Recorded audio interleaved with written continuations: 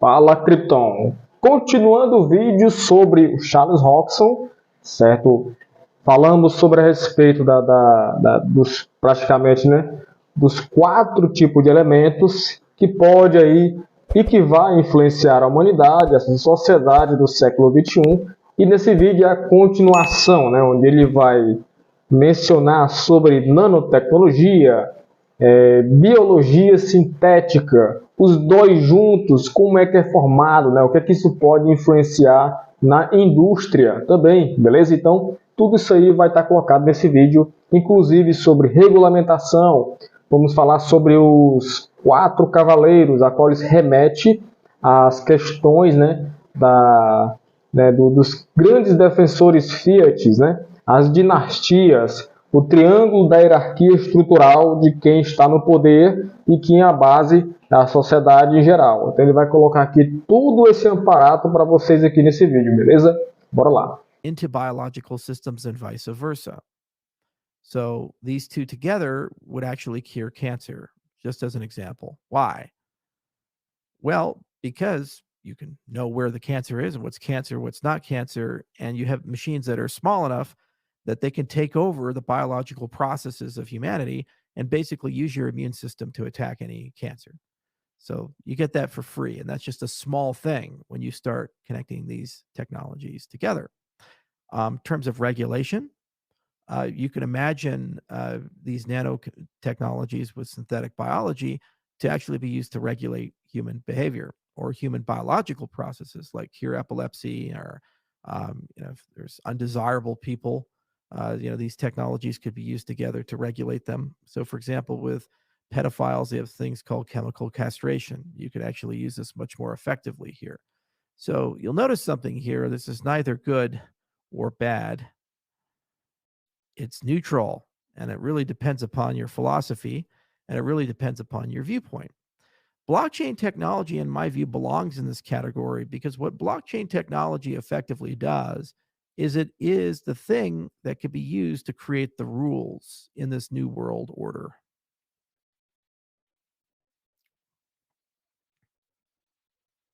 How we create rules in a physical sense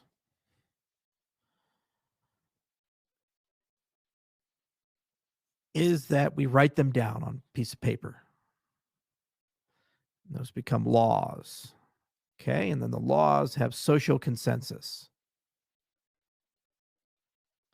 And then if you Ó, então ele botou aqui, né, o senso físico, né, o consenso físico.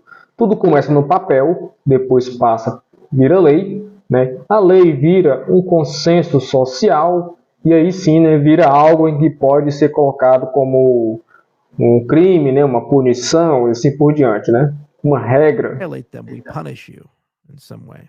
Okay, there's some form of punishment. So there's thought goes to paper, paper goes to law, law goes to social consensus, and then you have a punishment mechanism for compliance. Does this work well? No. 1% of the American population's in prison for violation of these laws. We question the validity of the laws and wisdom themselves. The social consensus is milky at times, doesn't work so well. Well, in a digital system,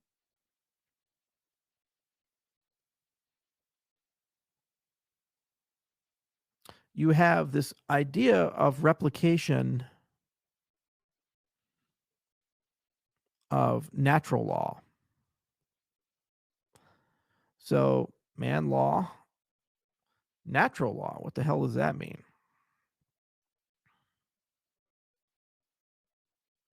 Natural law, like physics.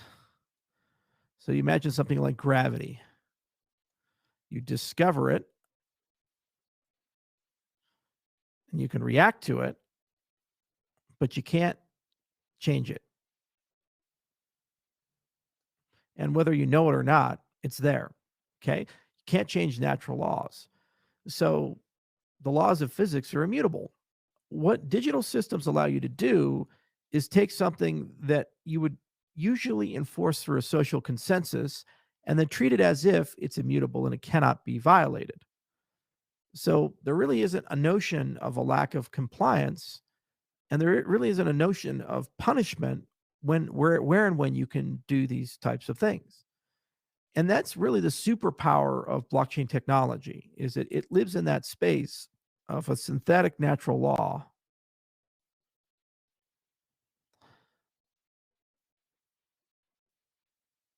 where it can take things that we would like to have, encode them in just the right way, and then suddenly make those things immutable.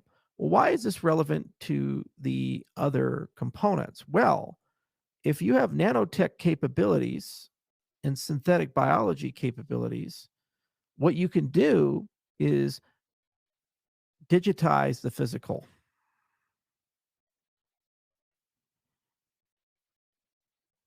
So you can put in your biological systems and your physical systems, that table at the restaurant, your car, all kinds of things, basically a computing layer that will act according to these laws and social consensus that we have as if it was the laws of physics. Treat them like gravity and say you cannot violate them.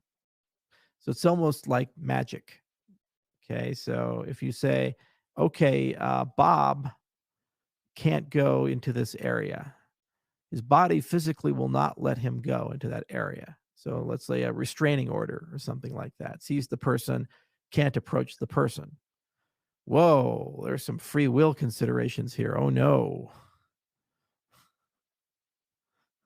You see, this is the point of these emerging capabilities. Then we also ask, where does the thought and the social consensus come from to inspire the laws, the rules that we are governed by? Well, if you have AI growing exponentially, you have basically an AI lawmaker. And it can have cognition at a scale that no human has ever seen before. The AI lawmaker needs technology to enforce the law, and that's effectively what blockchain is doing. So we have the biggest social experiment in the world going on right now. We're going from 20th century capitalism to the ESG movement, the Klaus Schwab special, okay? And this is not a small deal, guys. Every single industry in the world is getting transformed into this. We're talking about $150 trillion conservative price tag. There is no governance or regulation layer for ESG, which is why a lot of people believe that ESG is actually a one world government. And before you call me a conspiracy theorist, I'm just saying this is what some people believe. And why they believe it is, if you're telling me you're going to regulate all the carbon, you're going to regulate all the supply chains, you're going to regulate all the manufacturing processes, you're going to regulate the hiring practices of companies, you're going to regulate how people interact with each other, you're going to regulate the governance of companies, you have to be sufficiently powerful in the old order. When we talk about the physical sense, this order right here, to punish people for a lack of compliance. Well, the only entity that would be powerful enough to do this on a global scale would be a one world government, which is why under ESG you have things like CBDCs. Okay? Não é à toa que, se você parar para pensar, né, ó, todas as crises financeiras, seja também crises de saúde pública, serve justamente para alguma finalidade, né? Então você percebe que pelo período da pandemia, né, o biohazard, isso serve justamente para algo que especificamente controle de natalidade, né? Então você percebe que atualmente até mesmo as pessoas tendem a não quererem mais filhos, fecundidade também caindo. Inclusive, por isso que o Elon Musk está investindo pesado aí, né, sobre esse olhar, né, sobre questões de demografia, né. Ele está prestando atenção muito bem sobre esse tema, essa temática aí. Muito mais do que as criptomoedas, inclusive, né. Então, antigamente, ele está olhando aí, ele fica olhando inteligência artificial, cripto, mas também está de olho nessa parada também de demografia, né, que é justamente a questão de natalidade, o controle, né, da populacional da escala global de um país, né, de uma cidade, de um município, estado, etc. Então, essa galera que tem muito poder, pessoal, justamente é elas que controlam basicamente quase todo o dinheiro do mundo, né? As grandes dinastias, as famílias, a família Rockefeller, a família de JP Morgan, entre outras aí que vocês podem pesquisar na internet mais a fundo, mais aprofundadamente, né, sobre a história, né, dessas grandes dinastias também, beleza? A gente não sabe ao certo quem, né, detém o maior poderio, né, a senhoriagem, né, financeira do mundo, porém temos o norte, né, de quem são mais ou menos essas pessoas aí, beleza? E aqui ele fala que um dos mecanismos que podem estimular maior controle sobre essas tendências, essas demandas, é justamente agora essas ferramentas que estão sendo criadas através desse governo mundial, as CBDCs, né? Então tudo mais. E CBDC nada mais é que vai ser justamente juntando essa ferramenta com mais um crédito social, vai ter um controle catastrófico em cima da população. What's really happening there? That says a central bank issues the currency and controls the flow and distribution, and then you combine it to social credit.